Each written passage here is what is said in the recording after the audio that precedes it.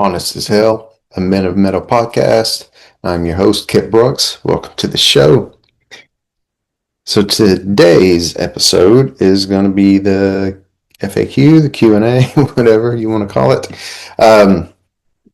At some point, probably will get it to where people are reaching out, doing this live. Like I would love to do some live jam sessions, panel style, Q&A style. Till we can get all that squared away or lined up, this will be how it works, because you guys have already seen how many glitches and obstacles launching the shows come with. Yeah, I still haven't been able to get the intro buffer and stuff going. But anyway, building a plane on the way, right? So this is some stuff that, as you guys send any questions, some of the stuff I tackle on doing an episode specifically to that if it goes too deep.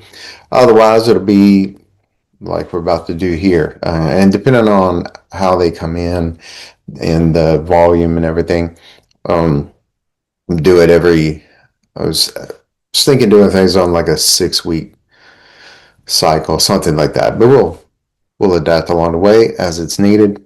There's been questions about health specific stuff. There's been some stuff from other trades guys that are completely out of the automotive circuit, asking just kind of business and just blue collar mindset, marketing, stuff like that. That's a little more generalized or universal, I guess. That overlaps with other industries. There's been questions around that. And then in request, in both those areas, I say health specific and not even automotive specific. And even stuff that's just men's work, mindset work, emotional intelligence, all that stuff. And that is coming, because that's my jam. That's the stuff I really love. And I'm best at. Way better than I am at the dent business, or ever was, since I'm not really in the dent business that much anymore. So anyway, let's get on with this. So these are just some of the questions been sent in so far that haven't been addressed in their own episode or part of an episode so far, and things I just kind of wanted to get to, because some of these actually would have been introduced or covered in other episodes. It's just either ran out of time or they just kind of slipped my mind, honestly. Like, a couple of these could have probably been answered in a typical origin story episode like I did, but man, my origin story is so kind of weird and layered and multifaceted that it's like it just depends on what we're talking about. It's like to explain everything, and it would have been like a 6-episode thing on its own, probably. So I figured it would just work itself out, like it mostly has or is, and this helps with that. So, first question that came in is it's a body language, nonverbal communication question. I don't remember what episode that was, like somewhere around 6. I feel like we talked about that. I could be completely wrong on that now that I said it out loud. But also kind of addressed it when I was on the PDR Universe podcast. So, if people don't study body language, why does it matter what language we communicate to them in when talking to them? Sorry for the wording of the question. No worries. I think I've got the gist of what's being asked here. So, that is actually kind of a not super common question, but I've heard it addressed in numerous ways of people thinking body language is more about studying the other person and learning different things there and how to go from baseline to non-baseline, like, where the differences are. Look for the patterns and then what's outside of the pattern. For especially, in deciphering deception, or deceptive behaviors and things like that. Um, so it's a great question, by the way, and thank you. I love the clarity questions because when I do this stuff, I feel like I say way too much. And then at the same time, it's like I could have gone on for like 6 more hours on that, to really get it clear. Because, like we've talked about, everybody has their own way of processing information, and I'm trying to hit at least the majority of them. But at the end of the day, how we process things is customized to each and every one of us individually to at least some level. So I love when the clarity questions are asked. And so the importance of studying body language, and how to communicate outwardly to someone else. Um, so it's important to understand what you're seeing and what you're not seeing, but may think you are.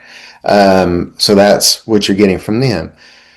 But the reason for understanding what you're communicating outwardly is because your intention might not, and a lot of times doesn't, match what's being sent outwardly. So I said this. I did a training for a bank staff recently. I know I said it to them. I don't remember if I've said it in here or not. So if I on one of the other episodes, so if I'm repeating myself, I apologize. I talk about this a whole lot, so I don't ever really remember where I have and haven't said things. So the example I'll use is a common one that I see in sales positions, especially like car salesmen, or even like real estate agents or home builder salespeople, sales reps, whatever. Just sales reps in general when it's a man talking to a woman. But uh, car sales is where you see it a lot, just because that's where we're around. That's one of the more common positions where we can be walking around, just general public, either they're getting a vehicle serviced or a vendor like us, anything like that. So anyway, um, typically sales guys on one side of the table, the customers on the other. A lot of times, the sales guy will move around the table, sit beside or stand beside the customer. And they're doing it in a sense to project out that, hey, I'm with you, like we're on the same side. Like it's a physical, movable, like real-time metaphorical representation of saying we're on the same side. It's physically acting that out. However, it works with men, usually. It does not work with a woman. If you're a man, if you are a man salesperson or in the sales spot, or any spot really, and you do that to a woman you do not have rapport with, it's going to break rapport 98 out of 100 times. A reason for that is women's need for safety. Their safety drivers are much more sensitive than ours. And let's face it, this is hate speech in today's world, apparently, and I'll get canceled. But men naturally, genetically, are physically stronger than women. So a woman that doesn't know you at her subconscious level is just not going to feel safe and comfortable with you coming up there. You want something in between you. And if you don't have anything in between you, that's fine. You do. You can. You just have space. You need to stay in front of her. I think we talked about it when we brought up buyer patterns and stuff. But yeah, women can see they've got a 4 foot peripheral vision radius. They need you in it and they want to see your hands. Don't put your hands behind your back. Don't put them in your pockets, really, especially all the way. They need to see your hands. They need to see where you are at all times, directly in front of them. If it's a man, off to the side a little bit or just turned slightly. Because with men, straight on, look at them in the eyes, face to face, head on is a little more confrontational. So anyway, so yeah, sort of shorten that down. Sorry about the whistle. Since I've had this face paralysis stuff that happens with S's sometimes, I try to prevent it, but once in a while I slip and forget. Um, so yeah, to sum that up, in that particular example with the sales guy, he thinks he's showing, oh, we're on the same side. I'm coming over here. We're buddies.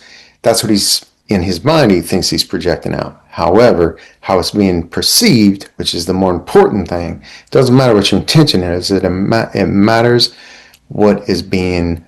Doesn't matter what you say. It matters what's being heard. It doesn't matter what you act out. It matters what's being seen. Okay.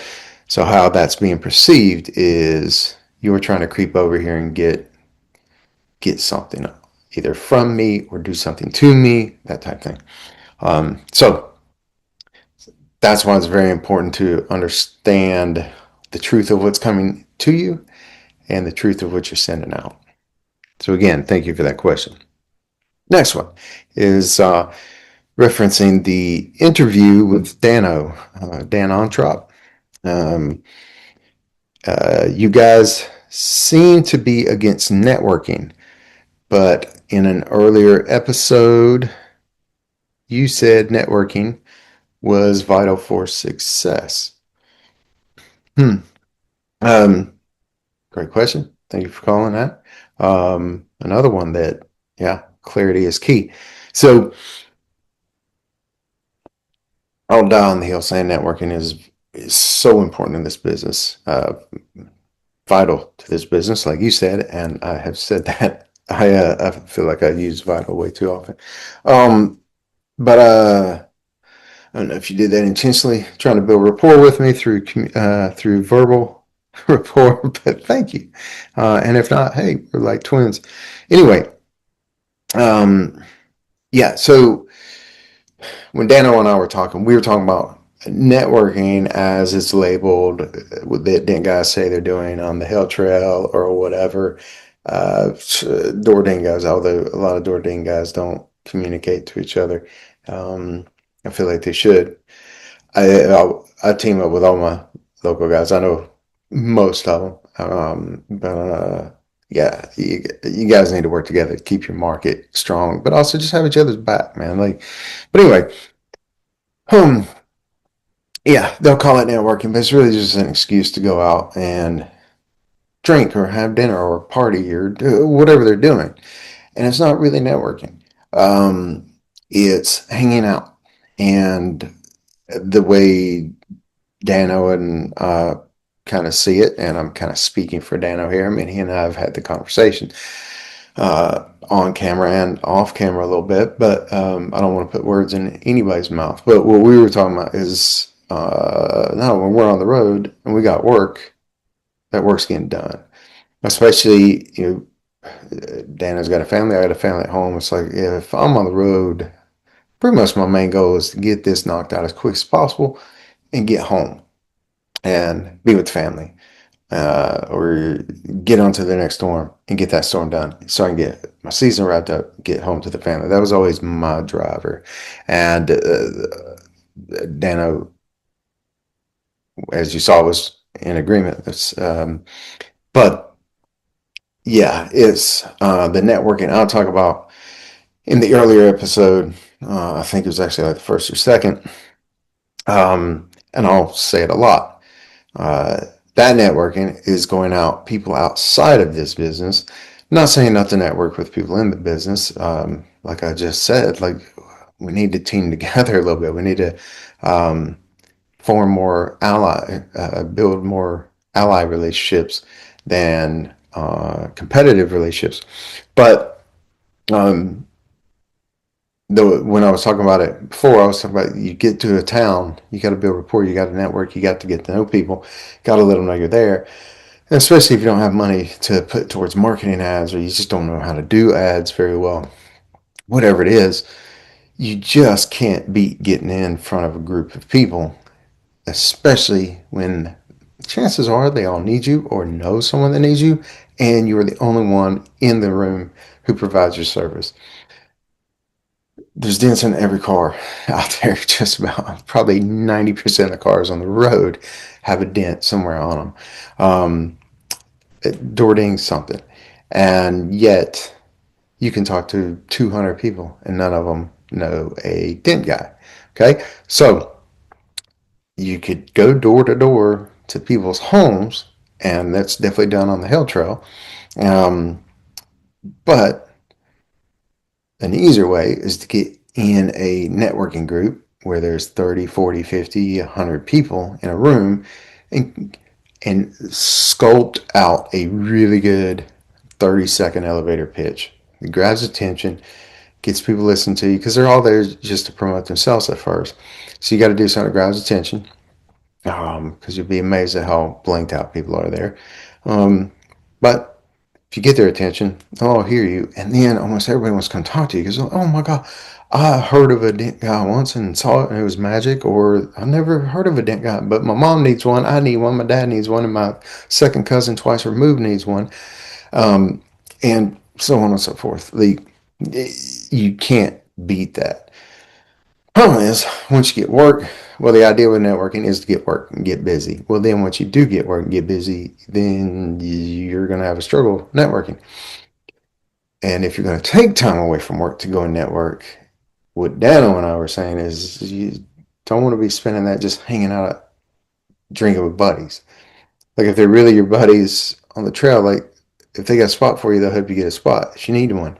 But if you got work, also they understand. And if they don't, like, we all want to hang out with each other. But like some of the people I adore most are in this business, but we're 1,000 miles away from home. Haven't We've been off all winter, and we got a family sitting at home. It's like, and it's too easy to make a habit of going out every night with a different group. Like if I hung out with everybody I know that's in town on every single storm I've been on, I wouldn't get any work done. And that's the thing. And like, it's better to just have that boundary and schedule it or something. But make it work because figure it out. I'm not saying be a complete snob about it, but also again, guys are gonna understand, and the ones that don't, it's not really. It's just not who to be hanging out with, I guess. So there you go, problem solved. Um, I will throw in a caveat. I've been told before that I'm very selfish with my time, and it makes me appear stuck up. And if that's how it's taken, that's how it's taken. I don't mean it that way, but I don't drink, and I don't mind hanging around people that are drinking necessarily. But also, I go to bed early. I get up crazy early, and I hit the gym every morning. Like I got my daily routine. And again, if I'm on the road, I'm kind of mission oriented, mission focused, um, and and now I just never really on the road, but. And I've got things going on all the time. When there's my off season is almost more insane than my on season. So, um, I've always got something else to that I need to be doing or working on. Like this, yeah, cup runneth over in many different meanings of that statement. But you do what's right for you. But just look at it. If you're not hitting the numbers on the board, then that you feel like you should be, or you want to be, or could be, or someone else is on the same deal, it's probably there's probably a whole lot of areas where you're losing time. And look at it if you're hanging out too much. So at the end of the day, you're an adult if you're in this business and you make your own calls. But if you're in town mainly just to uh, hit big numbers and get the work done and get on, then yeah, you cut out a social life. Like we don't work much through the year. Like I think I worked uh, last couple of years I was in the game. I worked like 4 months out of the year, 6 months. That comes with putting in 12 months of work in that amount of time. Like finally stopped working in the off season years and years back because I just never recovered. Because I would just push so hard during the year. So anyway, hopefully that clears that up. Hey, what's your favorite tool? Um, well, of course, I'm assuming you mean dent tool. Man, that's a hard one to answer. Oh, my personal favorite tool is the mind, blah blah blah, and that's a legit answer. However, I don't believe that's the question being asked because we're in the dent world, and it's from a dent guy. So, favorite tool, I have a couple different ones. It depends on what you're asking. Favorite well tails, Dentcraft, hands down, and my pinky, and then the 10-inch black. And someone stole my 10-inch black a few years ago, and I've never fully recovered. Yeah, I miss that thing. Um, I don't even have time. I don't even have a place to use it anymore, but I still just miss it. Um, and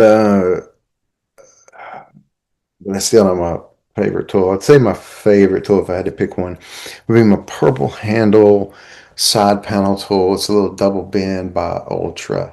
Um, my favorite roof bar is an Ultra. My favorite pick tools are Ultra. Like Ultra's made a few of my favorite tools. I'm a big fan of all the other tool companies, but the ones I just mentioned here, like my favorite side panel toolkit is a Dentcraft one. Like I'm kind of all over, but these particular Ultra tools I got early on. A couple of them were the guy that got me in the business, or started my training. He had them, so like I kind of learned off of them. So it's kind of nostalgic, and they meant something to me. Um, he he he promoted them as the best, and who knows? Like best is relative, right? I kind of think they are too. And he was big on quality. When I had A1 or other tools, like he wasn't as excited about those. Let's say it that way. And I understand the points it made. Like he put a lot of thought into it, put a lot of pride in his tools, and I just remember when I was able to have the money to get them, like finally get those. I'd been eyeballing forever, and they're shiny and everything else. And all my tools were that I had up to that point were hand me downs from a dent guy who got them from another dent guy, and then some that came from a dude named Tony Meadows. He felt bad for me and threw me some of his stuff, and there was an all A1 kit, and I loved it, man. I adored that set, and it was all, man, it was as old as I was, and I loved it. I rocked that set, and but I just remember that purple Ultra tool because I learned so much with it. Screwed up so many dents before I figured out how to push, and then I was he called me up. I was sitting at home and trying to figure things out, and he called me up. He's like, I just been on something that like crashed and burned the local situation, crashed and burned hard, and uh, just teamed up with the wrong people. It was a big mess, and it wasn't a time in my career or life that I could afford such a mess, and so the dude that had started my training hit me up and he's like, all right, I got something going on in this little bitty town in Western Oklahoma that no one's ever heard of. I've been there. I was there for a month. I've barely heard of it. And I said, I'm going to fly you out. You're going to drive with me there. I'm going to fly you out to Texas. I'm going to pick you up in Dallas. We're going to drive there. So we did. He's like, you're going to come out. You're going to do all my R&I. He's like, you are going to be my little shop bitch, basically. He's like, you're going to estimate every single car. You're going to sell every single car. And I'm just going to sit there and push and not have to deal with a customer, an adjuster, anybody. You're going to handle it all. And he's like, if you could do that, I'll pay you a weekly salary. And if you get time and you're caught up, and when the body shop owners or body shop crew's not around, he's like, and the body shop owner approves it, like, we'll let you work on some stuff once you prove yourself. I was like, absolutely, I'm on it. It's the only thing I had. So went out there, and oh yeah, and he covered my room. And which in that town, and that the only motel they had is probably about $1 a night. uh, meant the world to me. And so flew to Dallas. He picked me up. 4 or 5 connecting. Oh man, it was a hot mess. Took 18 hours. I literally could have driven to Dallas like 3 hours quicker, I think, than I flew there. But I didn't care. I couldn't afford the gas then, honestly. So it wouldn't have mattered. I would have broke down. I would have made it out of the state. So go through all of that. They lose my bag. I literally had every bit of clothes I own in that bag. And so for a couple of days, I have no luggage. I had a little bit of stuff in my carry-on. Luckily, just enough. It was a backpack, and it had like my laptop in it. And uh, they ripped the wheel off my back. Like it was everything went wrong. I had a camera in there that got broken or lost because I'm excited. I'm going to my first storm, going to some little town in Oklahoma of like literally. I think it was 3,000 people in the county, 5,500 when school was in session because there was a VOTEC school there. Anyway, so just every little thing is not going my way. And then he picks me up and we drive for a couple hours and then we stop and we meet the ultra truck. And I bought that tool. He fronted me the money for it, and he said, "You're gonna learn how to push with this thing while you're here, and you're not touching mine anymore." Um, and he's like, there's your first tool." And to this day, I still have that same one. I've worn it down to a nub. When I compare it to a newer one, it looks totally different. Um, but that's mine, and I don't think I could push with another one. It, like same exact specs, I couldn't do it. And I won't even try. Um, so that's my favorite. That's my baby. I will I'll fight to the death over that thing. Handles falling apart, man. It's beat up. It's got the years on it, but that's my tool. Um, if I sold and gave away all my tools, that sucker's staying. Like, no matter what. Um, if the shop's burning down, I'm grabbing that and getting out. Anyway, um, next question. What happened to your face? Yeah. So, it depends. The jury's still out, honestly. Um, there's a whole lot of different theories and ideas now, but um, pretty much stopped talking to people about it, and just accepted and moved on. But um, when it came out, so when I was young, I would get these weird tingling, numbing sensations, like in my eye and in my mouth, always on the right side, both. And I would notice it for like 3 days, and they would go away. And I could tell that my eye wasn't closing the same, and my mouth wasn't functioning the same. No one else ever said anything. No one else ever noticed it. And the environment I grew up in, you learned not to complain about things. Um, and just tough it up, suck it up. So never did anything about it. Multiple times that happened. I don't remember how many times, but anyway, that was all that ever came up. Never really thought anything of it. Then, uh, like I say, childhood years, teenage years, maybe even into my early 20s. I don't know. It was sporadic. It was like maybe happened 8 times throughout life. And like I say, just I was the only one that noticed it. Just weird sensations more than anything. Then 2024 came around. This is my first year trying to go back out on the road. And what a mess that was. Um, and it turned out to be the one of the hardest years, possibly the hardest year of my life. Not just on the road, like in and outside of the business. So, uh, in a nutshell, I was working in Illinois for a good friend of mine, covering a shop near his house, and luckily it was not a busy deal. I didn't go there for anything other than to help him out because he was swamped. um, at another shop. This was just a long time friend, contact of his, whatever. It was right by his house. Anyway, um, so it's like, yeah, I need to knock the rust off. Anyway, see if I can even do this and give it a shot. Um, and over 10 years, I've been apart from my kid's mom.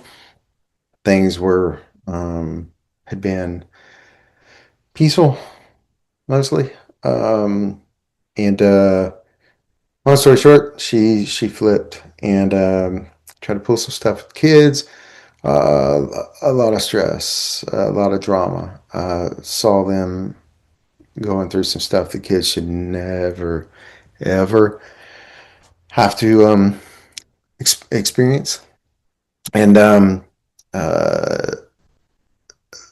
I got really ill in June. For 2 weeks, I had a fever over 100, 101. Yeah, over 101 or higher. And for several of those days, it was 103 or higher. Um, and like 2 days in a row, it was 104, 2 or 3 days. And I was still going to work. I had cars that needed to be done. I was the only dude around. And I made a promise to a friend. And again, I've learned in my life just suck it up and make it happen. Well, uh, I did go to the doctor and get checked out. I had all the symptoms of strep throat, but they're like, it's not strep throat. They couldn't figure out what it was. And so they just kept sending me back.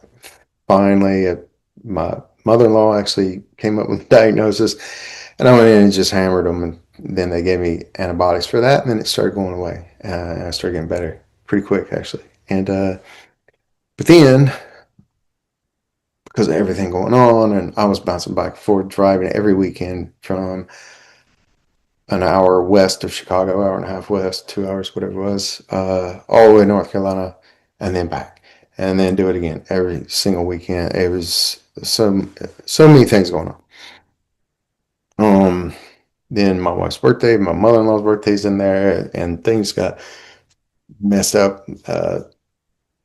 Yeah, a whole lot of drama was caused as an attack towards me, and the people I cared about the most were the ones getting getting hurt. So I was just stressed out a lot, and trying to juggle all the things. Did not handle it very well, apparently, and I never fully recovered from that.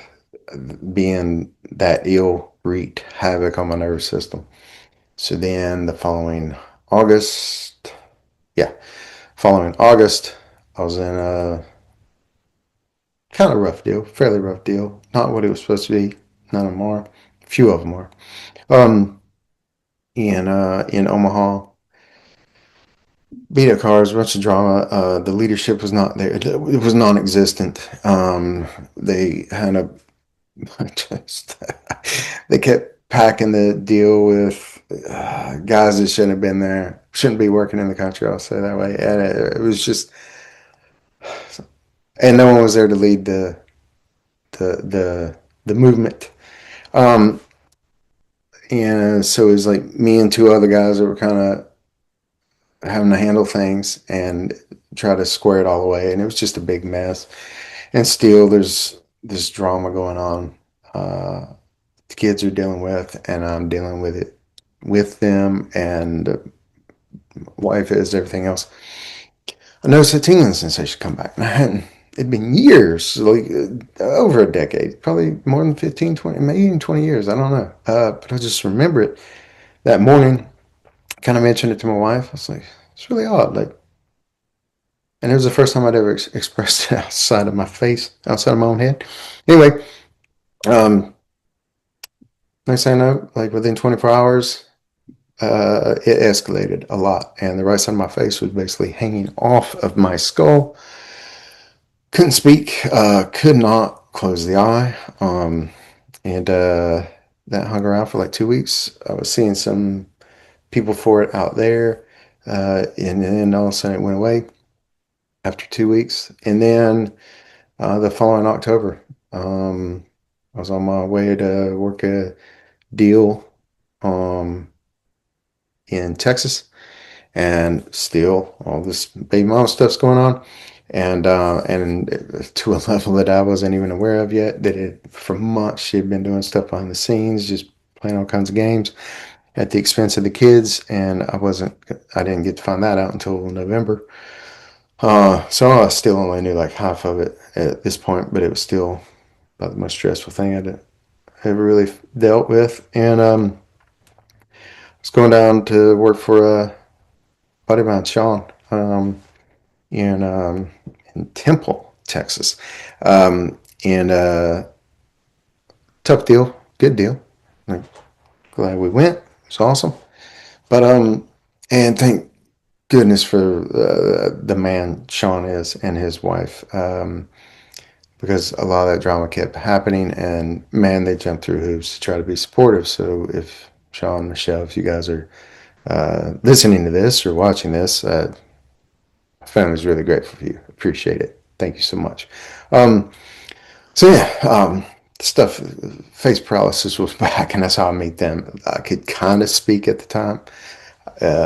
It took a lot of effort to speak. It was, man, if I had to speak to somebody for like 3 to 5 minutes afterwards, I would just feel exhausted, like I had just done a workout or something. It was so crazy, and it kept getting worse. And again, nobody knew what it was. They're like, "Oh, it's Bell's palsy." No, it's not Bell's palsy.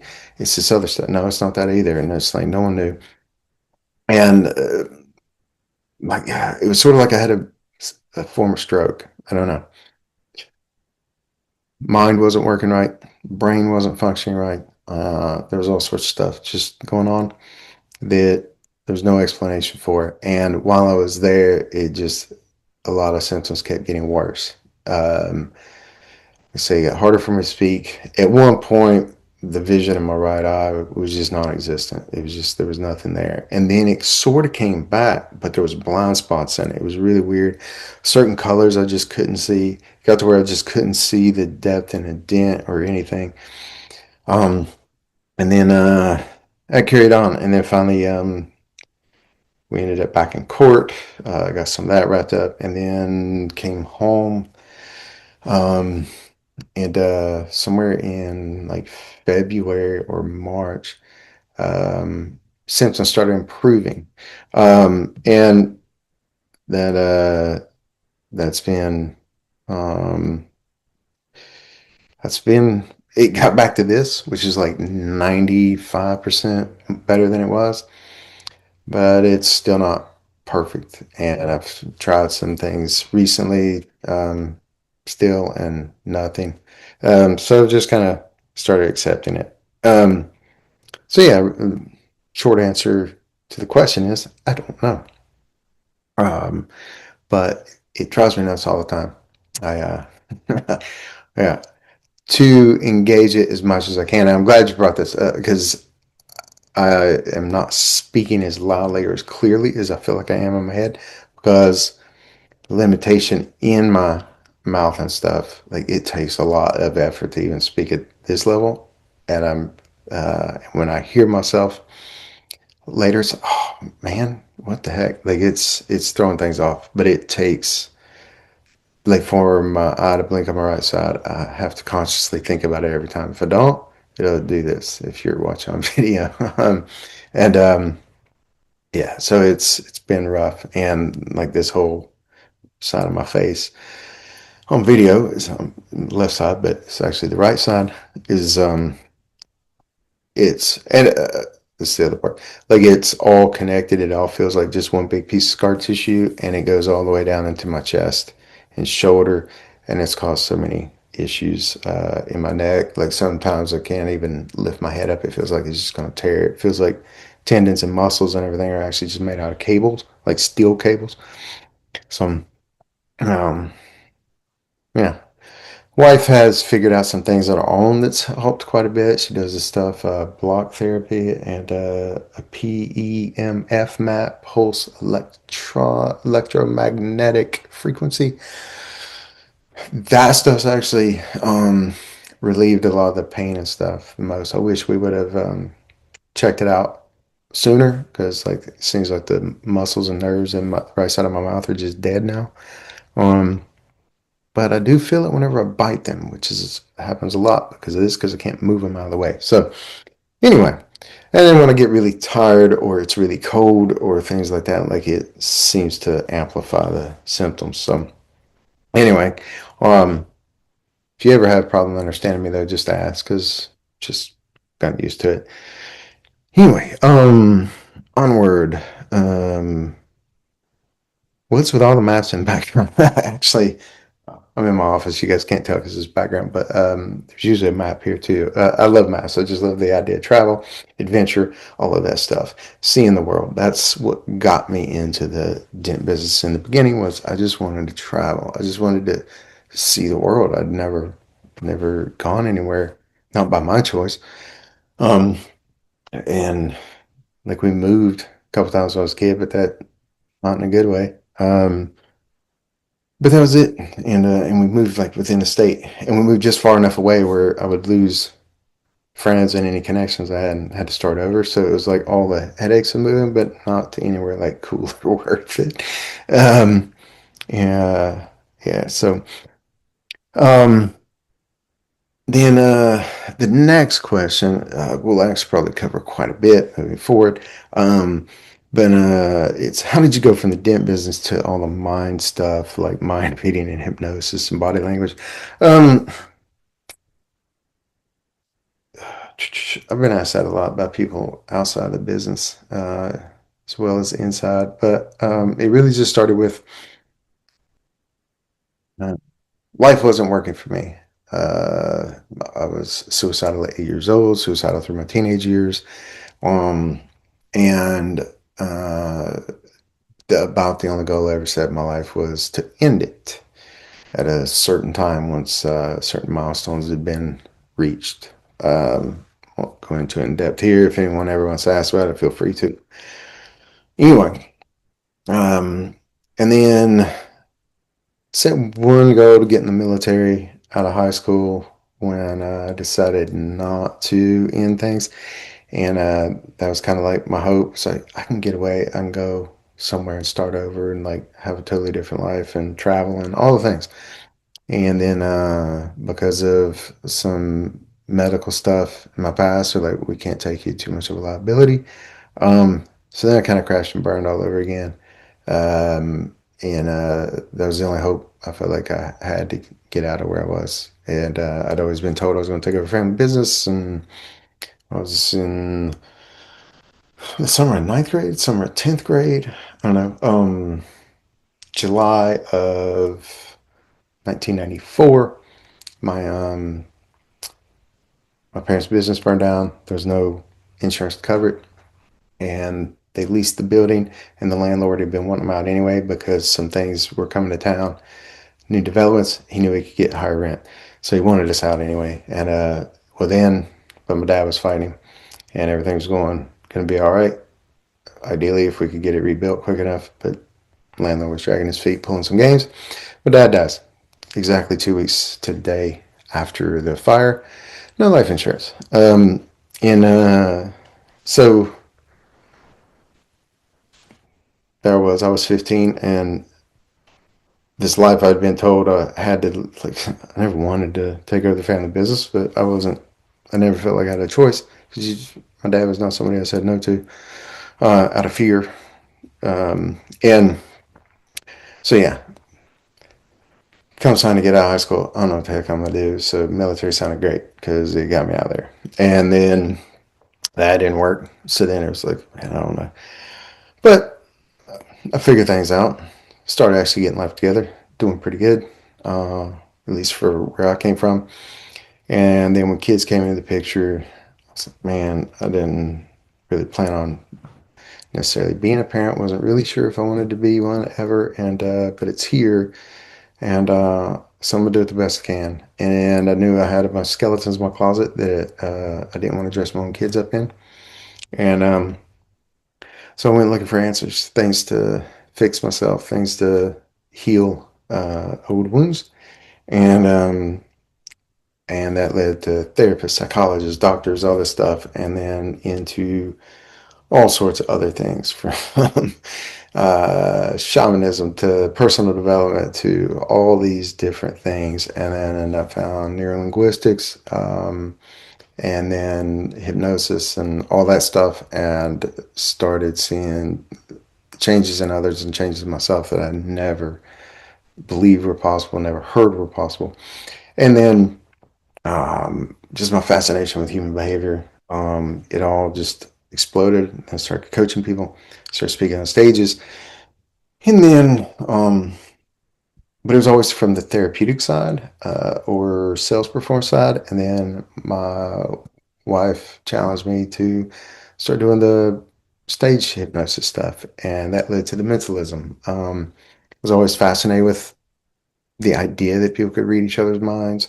Um, and magic always like excited me as a kid, but like I don't have the interest to be a magician or do any of that. I don't like stuff that I can use to explain to people how the mind works and like grab their attention with it and then reel them in. And then I believe very much in the rule of leave it better than you found it. Taught my kids that when we go hiking, and then it was like when we go to a town, leave the town better than we found it. When you meet someone, it's an opportunity to leave them better than you found them. Um, and hopefully, I've done that more times than I haven't, because there's been plenty of times, so many times that that hasn't been true, especially in my past. Um, so yeah, that's the short story of how I got in it, because I don't want this episode to run too long, and I got to roll. Um, but uh, but yeah, that's. Thank you guys for all the questions so far and all the listens and all the shout outs. And any of this you want more depth on, feel free to reach out. Absolutely. I didn't cut it off anywhere that I did because I have a problem with sharing anything. I'm an open book. I have screwed up in business and in life more than anyone you'll ever meet. And it doesn't seem like that's stopping anytime soon. So I have no problem sharing anything. And um, yeah, ask. Feel free anytime.